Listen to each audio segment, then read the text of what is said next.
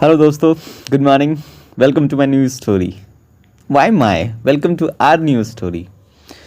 आज की स्टोरी का टाइटल मैं नहीं बताऊंगा आपको, ये आपको बताना है। आप पूरी स्टोरी सुनिए और आप बताइए कि इसका टाइटल क्या होना चाहिए in the comment box. Story की शुरुआत कुछ ऐसे होती है कि एक स्कूल है, एक छोटा सा स्कूल है। उसके बाहर बारिश हो रही है, बहुत सारी कक्षाएं चल रही है। एक कक्षा में एक मास्टर जी पढ़ा रहे हैं और उस कक्षा में लगभग 20 से 30 विद्यार्थी बैठे हुए हैं।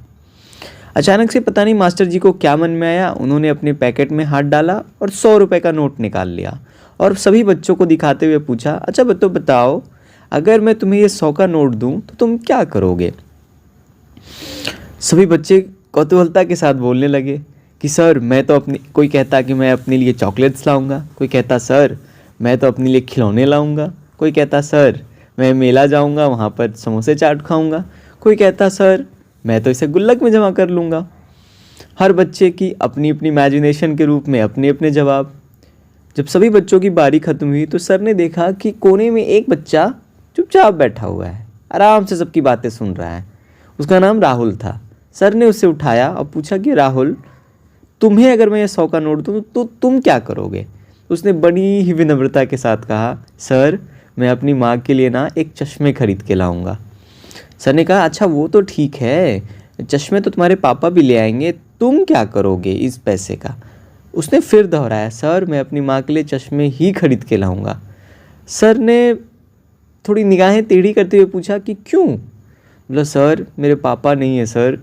बहुत आराम से उसने बताया, और मेरी माँ घर घर जा कर के बर्तन धोने का काम करती है, झाड़ू पोछा करती है, तो कम दिखाई देने के कारण उनके हाथों में चोट लग जाता है, कई बार सिर में चोट लग जाता है, तो इसीलिए मैं चश्मे ही लाऊंगा।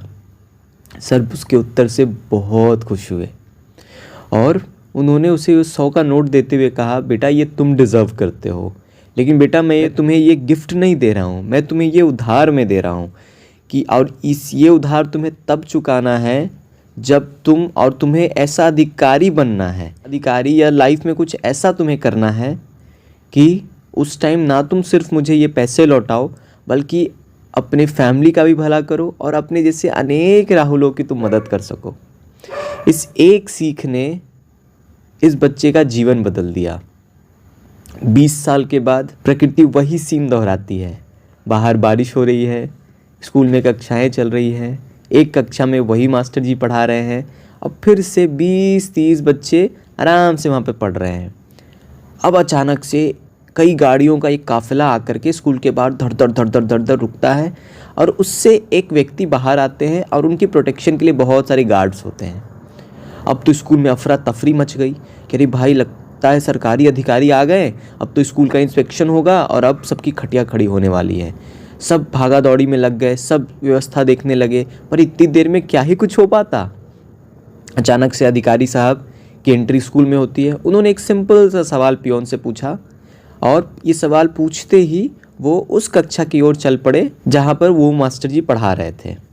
उन्होंने मास्टर जी से परमिशन ली अंदर आने की। वो अंदर घुसे, मास्टर जी चौंक गए कि अरे भाई ये क्या हो रहा है। सारे बच्चे भी एक्साइटेड और कि ये कौन आ गया इतने सारे प्रोटेक्शन के साथ। आए पूछकर और उनके पैरों को छू लिए। मास्टर जी को समझ नहीं आ रहा था कि आखिर ये क्या हो रहा है। आप तो समझ गए ना। अब हुआ क्या, उस अधिकारी ने अपने पैकेट से 100 का नोट निकाला और मास्टर जी को देते हुए कहा कि सर आपको याद है मैं वो राहुल जिसे आपने ये 100 का नोट देते हुए कहा था कि अपने लाइफ में कुछ ऐसा करना कि अपने जैसे अनेक राहुलों की मदद कर सको। सर आज मैं आपके बगल वाले डिस्ट्रिक्ट का डीसी अपॉइंट हुआ हूँ, डिस्ट्रिक्ट कमिश्नर अपॉइंट, मतलब वहाँ का अधिकारी बन कर के आया हूँ। ये सर सिर्फ आपके कारण ही संभव हो पाया। अगर आपने मुझे ये 100 का नोट देते हुए उस दिन ये सीख नहीं दी होती तो शायद मैं कभी इस लेवल के बारे में सोच ही नहीं पाता। लेकिन सर आपकी एक सीख ने मेरी ज़िंदगी बदल दी। सर ने वो 100 का नोट लिया और वो एक मिठाई का डब्बा भी लाया था। उस अधिकारी ने, डीसी ने, राहुल ने, जिसको सभी बच्चों ने खाया, डीसी साहब ने खाया और फिर टीचर ने भी खाया। और टीचर की आंखों में उस समय बहुत ही आंसू आने लगे। उन्होंने, डीसी ने फिर से पैर छुए और अलविदा कहा, वहाँ से चले गए। दोस्तों यहाँ पर कहानी ख़त्म होती है। सोचिए हमारी एक सीख, हमारी एक छोटी सी मदद कैसे किसी का जीवन इतना बदल सकती है। तो दोस्तों, ऑलवेज डू गुड डीड्स। जब भी मौका मिले किसी ना किसी की मदद कीजिए और हमेशा पॉजिटिविटी बांटिए। और एंड ऑफ कोर्स अब आपको बताना है कि इसका टाइटल क्या होना चाहिए। एंड सेकेंड थिंग, ऐसी स्टोरीज और सुनने के लिए keep on watching my channel. End of course इस वीडियो के डिटेल्स, इसका सोर्सेज सारे डिस्क्रिप्शन में मेंशन्ड है। So thank you for being there with me and for giving your precious time with me. Thank you so much. Bye bye.